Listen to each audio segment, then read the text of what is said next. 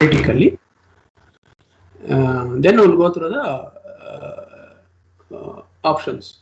Okay. The cross region replication is a feature of S3 that allows you to asynchronously replicate all new objects in the source bucket in one AWS region to a target bucket in another region. Let us say one day you did S3 bucket creation, you uploaded your images, right? Right. In Mumbai region, you have created. If you want to share to another bucket in another region, you can create another bucket. You can share, you can link them to that bucket also. You remember in Linux, there is a file link. You can create a file and folder links also to another user, soft link. another group. Soft link. Yes. Soft link. You call that as a soft link, right? Right. So that kind of system is there in S3 buckets for cross-region replication. Okay. And any metadata and ACLs associated with object are also part of the replication. It means object has got URLs, object has got some properties also, security properties, access levels, all those things. Those all can be shared there. Then after you set up cross-region replication on your source bucket, any changes to the data, metadata of ACLs on an object triggers a new replication to the destination bucket. Let us say, after setting up, whatever objects you are updating in that bucket, they are going to be replicated then onwards. Okay. So let us say one object you have versioned it. Let us say versioned object, the old objects will not be replicated, but new objects which you are uploading into that particular location, yes, they are going to be replicated in the attached region. Right? Right. Now, to enable cross-region replication, versioning must be turned on for both source and destination buckets. This is the first step. Then you must use an IAM policy to give S3 permission to replicate objects on your behalf. Basically, IAM policy need to be used. With that, you can replicate the objects. Then cross-region replication is commonly used to reduce the latency required to access objects in S3 by placing objects closer to a set of users to meet requirements to store backup data at a certain distance from original source data. Let us say you have bankings, international banks, right? Lot of banks have got offshore development centers in India and different countries. Right. Okay. To take that example, in that example, what happens? There will be transaction files. Yes. In day hours of IST, they might have done some transaction. Those need to be reflected there in North America or some other location. In IST night time, let us assume that. Now the transaction files can be placed in S3 bucket, and those can be shared across the regions in other timings, their business hours. That files can be accessed by them very faster way. That is the advantage of getting this link. Okay.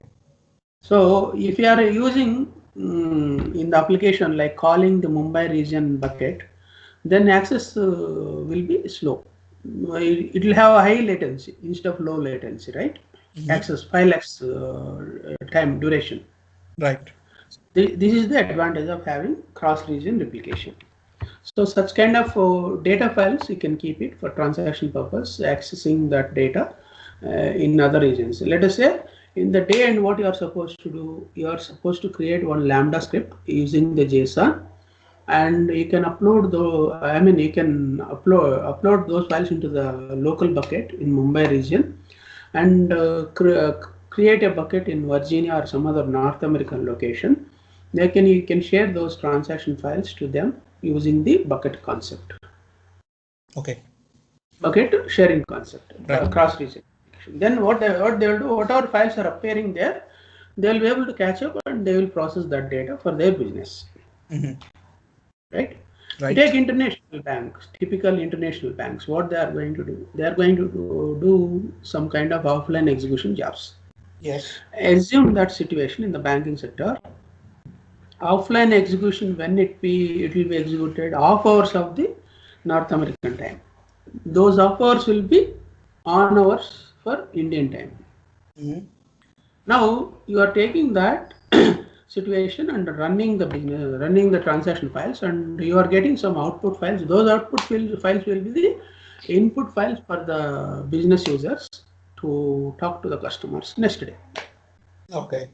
That kind of scenarios, yes, you can consider sharing the bucket objects in cross-region replication. Then next time onwards, whenever you are updating the transaction files, that time onwards it will be replicated, the latest files also, if you are copying into the local bucket. Okay. Right? Yes. Now let us see this AWS documentation also. To enable cross-region replication, you add a replication configuration to your source bucket. So in the source bucket, you are supposed to make like configuration tells S3 to replicate objects as specified. In the replication configuration, you must provide the following: destination bucket, the bucket where you want S3 to replicate the objects. Basically, in the source bucket itself, you can create such kind of information. The objects that you want to replicate, you can replicate all of the objects in the source bucket or subset. Particular objects only you can declare it, right? And you identify subset by providing a key name prefix, one or more object tags, or both the configurations. You have used key name, which is equivalent of file name. Basically, those also can be shared it, or with prefix also you can share it. For example, if you configure cross-region replication to replicate only objects with key name prefix, tags / something, Amazon S3 replicates objects with keys such as tags / doc1 or tags / doc2, but not an object with the key legal doc3. So if you specify both prefixes, one or more tags, Amazon S3 replicates only objects having specific key prefixes and tags. Basically, you can directly also share without having tags, with tags or with prefixes also. So it all depends on your selection there. Right. So a replica has the same key names and metadata. For example, creation time, user defined metadata, and version ID.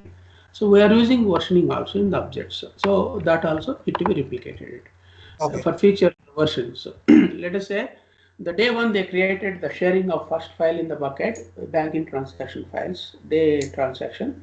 The next day onwards, whichever they are copying it, they are going to be shared into the bucket, the cross-region replication bucket, right? Right. Now let us assume you have the business hours in North America, like US is there, Canada is there, Mexico is there. In our night timings, maybe some other countries also come. All those countries you can create different buckets and share this bucket information to that.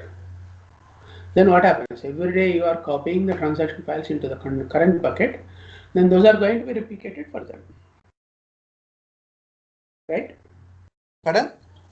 Those files are going to be replicated in that regions. Yes, yes. All regions can be attached. Right. Okay. So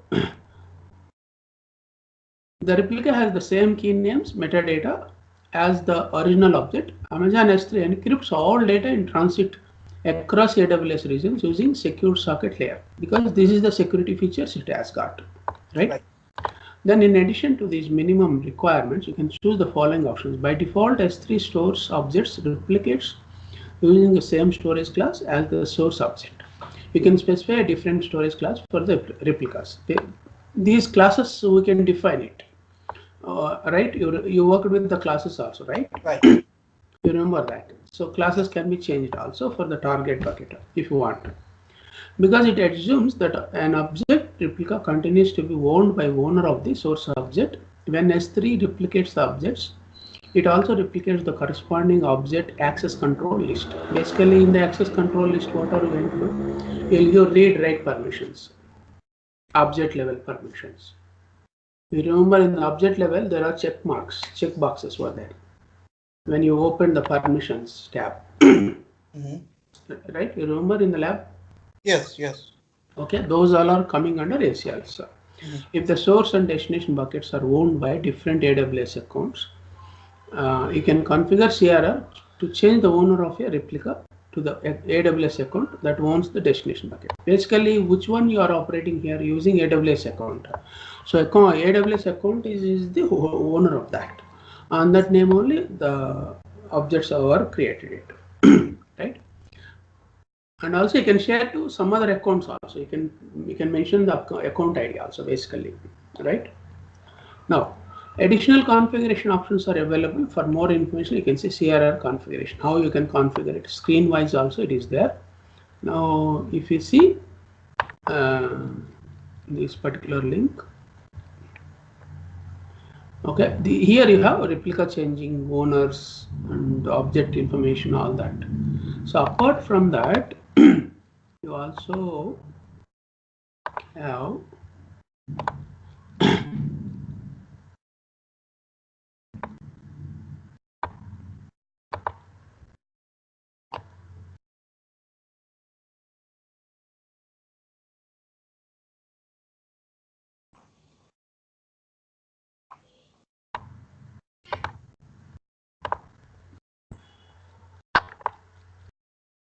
you can see here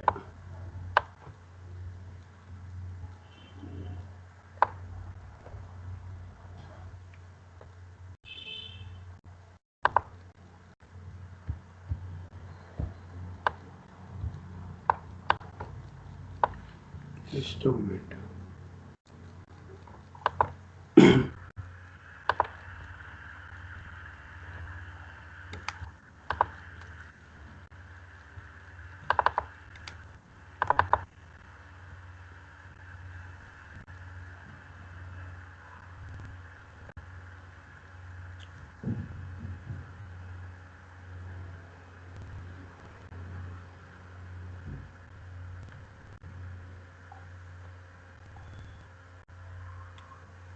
Did I send any link with CRR screen layout, something like that?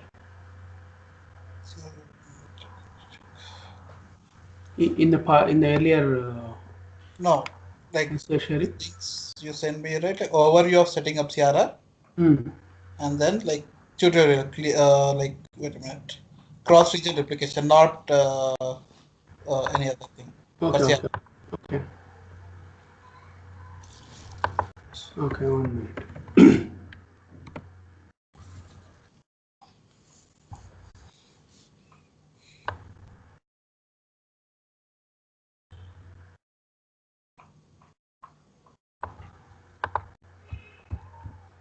Just let me pull some of the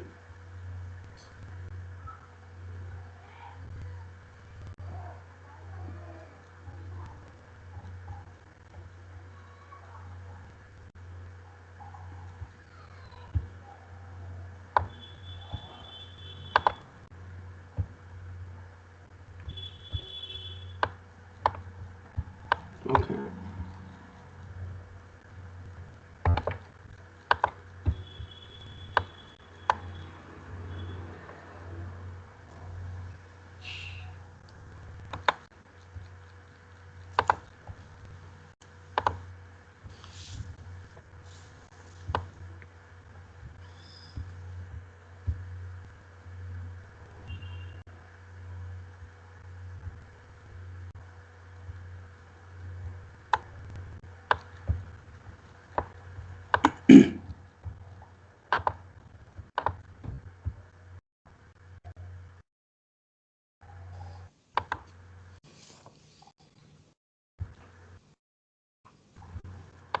Okay, what we'll do is here we'll work on this lab. Okay, in the lab, what we are going to do, you are able to see this particular display, video display. yes. Okay, here what we did is create a new bucket, upload 4 objects, okay, and use CRR and create a new bucket in different regions. Okay. Means create a new bucket in different region, basically single region. Then add security features with new IAM roles. Basically, in that bucket, what happens? You need to add the permissions and management tab is there. In that CRR replication need to be done it. Then use KMS policies, key management system policies, to sync new objects and check the new bucket status, how it is. Now upload a new object, see the synchronization will happen. It means one is, while sharing the CRR in the source bucket, you need to give some permissions. Then at the same time, when target bucket is created, you come back to the target bucket and release the permissions. Well, like receive the objects, one option is there. That we are going to do it in the target bucket also, right? Yes. Now when you upload the new object, go to the old bucket and select the old object. Those need to be shared. Apply object level replication. Basically, object level replications are mandated to apply it. At the same time, if one particular object need to be versioned it, then next version onwards you can see them. Then check the new bucket for the replication of the bucket. So bucket information, basically object information, basically sharing object. Delete one object on new bucket and check the old bucket objects. So it should not be deleted in the old bucket, I mean the source bucket. It should be deleted on the shared bucket, in the destination bucket only. They should exist. Delete an old bucket object, it should be deleted in both buckets. So both buckets, how it is, source bucket is the owner. If owner bucket object is deleted, obviously it should be reflected to the target bucket also, sharing bucket also. Okay. Right. So these are the things we are going to do it. So we'll keep this video like this. Then I will disconnect this one. You can connect to me by call. I'll take some 5 minutes gap. Okay. Sure. In the meanwhile, get ready. Okay. Done.